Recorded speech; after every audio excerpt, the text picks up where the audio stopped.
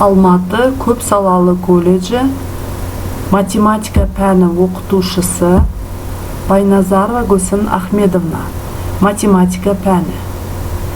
Бірінші курс, техник құрылысшы 103-ші топ. Сабақтың тақырыбы қарапайым тригонометриялық теңсіздіктерді шешу. Сабақтың мақсаты білімділік, тригонометриялық теңсіздіктерді шешу жолдарын үйрету, дамытушылық, тригонометриялық формулаларды қолдануда білік пен дағдыларын жетілдіру, тәрбиелік, жан-жақты дамыған, білім деңгейі жоғары, теориялық білімін көрсете білуге тәрбиелеу. Қолданылған білім ресурстары: Білімленд порталынан алынған видео түсіндіру, электронды оқулық. Анықтама: тригонометриялық өрнектерден құралған теңсіздіктерді тригонометриялық теңсіздіктер деп атайды. Тригонометриялық теңсіздіктерді түрлендірулер арқылы төмендегі қарапайым тригонометриялық теңсіздіктерге келтіріп шешеді. Синус x артық a, косинус x артық a, тангенс x артық a, котангенс x артық a, тағы да сол сияқтылар. Тригонометриялық теңсіздіктерді шешу төмендегі формулалар арқылы да орындалады.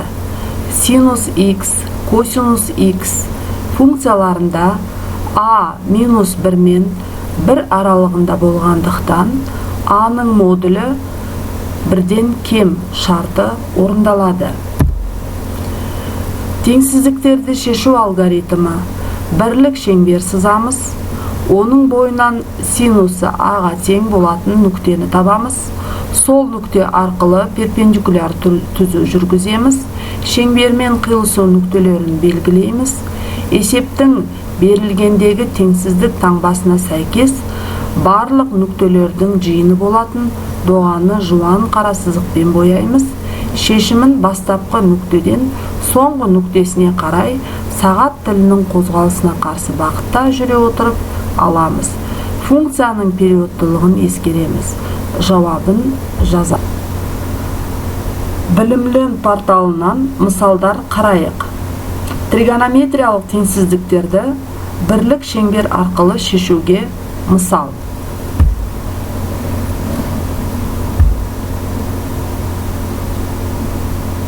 Үлкен минус 2-ден 1 теңсіздігін шешейік.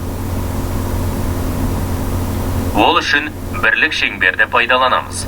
Бірлік шеңберді A және B нүктелерінде қиып өтетін x тең минус 2-ден 1 түзуін жүргіземіз. N, M аралығындағы x-тің барлық мәндері минус 2-ден 1-ден үлкен. A, M, B доғасының барлық нүктелері берілген теңсіздікті қанағаттандырады. A нүктесінің мәні, B нүктесінің мәні.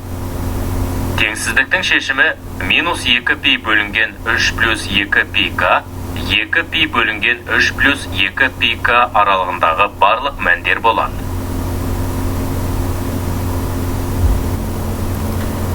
Енді тригонометриялық теңсіздіктерді график арқылы шешуге берілген мысалға назар аударайық. Синус x кіші немесе тең түбір астындағы 3/2 теңсіздігін шешейік.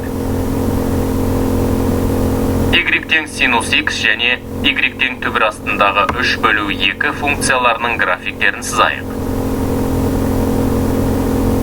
Енді синусоида мен түзудің екі қиылысу нүктесін анықтауымыз керек. Сол аралықта синусоида түзуден төмен орналасуы қажет. Оң жағындағы шеткі нүкте анықталған. Енді екінші нүктені табалық. Аргументтің осы белгіленген мәндерінің аралығында синусоиданың түзуден төмен орналасқан бөлігі жатады. Олай болса, осы белгіленген нүктелердің арасындағы аралық берілген теңсіздікті қанағаттандырады. Синустың периодын ескеріп, нәтижені қос теңсіздік түрінде және сандық аралық ретінде жазамыз. Синус x үлкен минус түбір астындағы 2 бөлінген 2 теңсіздігін шешейік. Бұл теңсіздікті шешу үшін y тең синус x және y тең минус түбір астындағы 2 бөлінген 2 функцияларының графиктерін сызамыз. Көріп тұрғанымыздай, түзудің графигі синусоиданы шексіз көп нүктеде қиян. Графикте бір аралық белгіленген. Минус пи бөлінген 4-тен 5 пи бөлінген 4-ке дейін. Синус функциясының периодтылығын пайдаланамыз.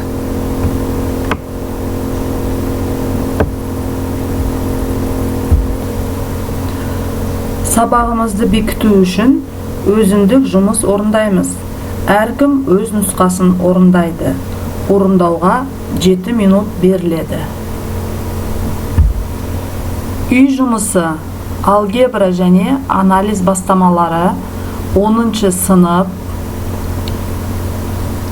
Шыныбеков, электронды оқулық, параграф 8-1, қарапайым тригонометриялық теңсіздіктерді шешу. 97-ші бет, конспектеу, есептерді шығару, номері 304, номері 305-ші есептер. 102-ші бет. Назарларыңызға рахмет, қош, сау болыңыздар.